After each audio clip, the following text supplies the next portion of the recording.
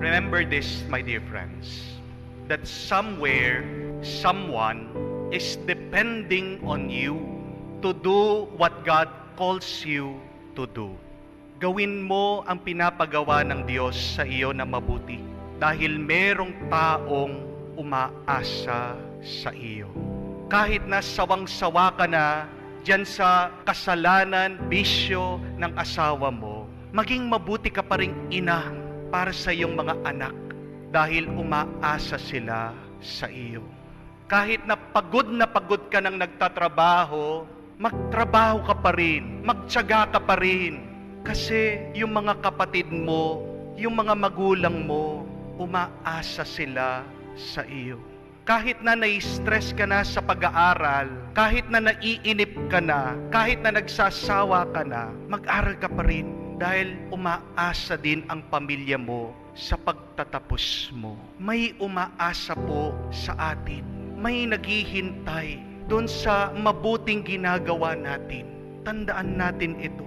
Pag tumigil tayo, pag hindi natin ginawa yan, paano na lang sila? Buti na lang po itong si Jonah, kahit na tumakas, sinundan pa rin niya yung utos ng Diyos. Siya ay pumunta dito sa siyudad ng Nineveh at siya ay nangaral. And see, this is a great miracle story. Kahit na napakalaki po ng siyudad ng Nineveh, naglalakad siya, nagsasalita siya, nangangaral siya, sinasabi niya, pag hindi pa kayo nagbago sa inyong buhay na pagkakasala, masisira ang inyong syudad, mamamatay kayo. Isang tao naglalakad, nagsasalita, nangangaral, pero ano po yung naging epekto? Pinakinggan daw siya ng mga tao. At nakarating itong mensaheng ito sa hari. At kahit ang hari, nagbago siya, nagsisi sila, nagpakumbaba sila. At dahil daw dito, naawa ang Diyos. Hindi niya sinira ang kanilang syudad, hindi niya pinatay ang mga tao.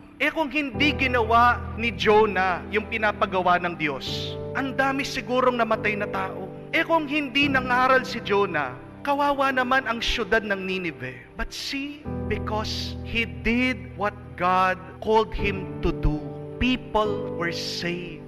People were depending on his preaching. People were depending on his mission. And because of that, they were saved. Paano na lang ang ating Panginoon kung hindi niya tinuloy ang kanyang misyon? Napakarami siguro bulag pa rin. Napakarami siguro pilay pa rin. Napakarami siguro gutom pa rin.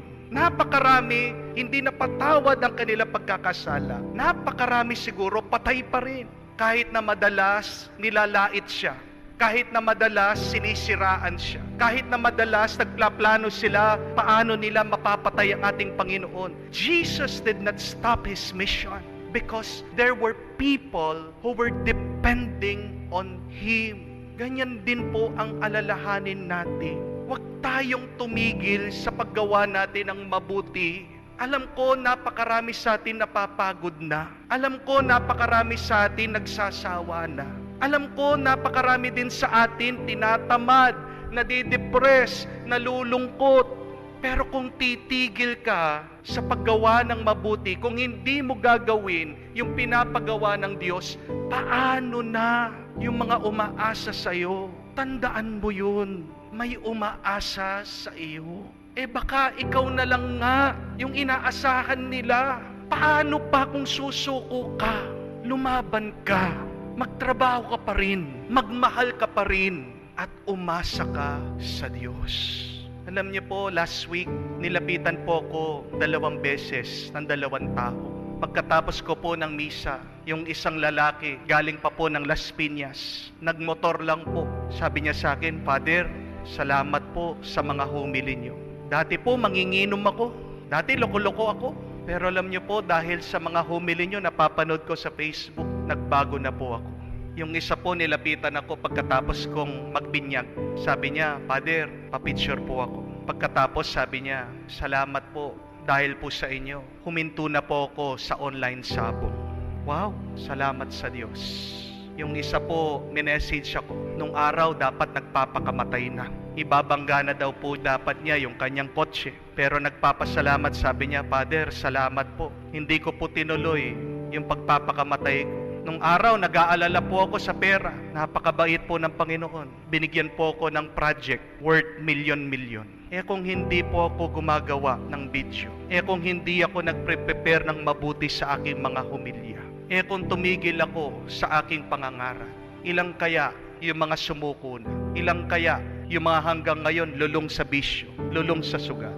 Ilang pa kaya yung mga nananatiling depressed, malungkot, unmotivated? Kahit na po ako, nakakaranas din po ako ng lungkot at pagod. Pero linalabanan ko po kasi yan po ang palagi kong iniisip at inaalala. There are people who are depending on the Word of God. There are people who are depending on me to do my ministry well. At ganyan din po ang pinapaalala ng Diyos sa atin. Continue your being good.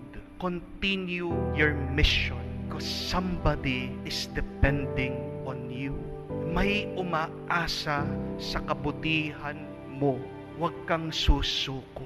At tandaan mo, maniwala ka. Pinapalakas ka palagi ng Diyos. Hindi ka niya pababayaan na manghina. Siyang bahala sa'yo. Basta't gawin mo lang ang pinapagawa niya. Basta't sundin mo lang ang tawag niya.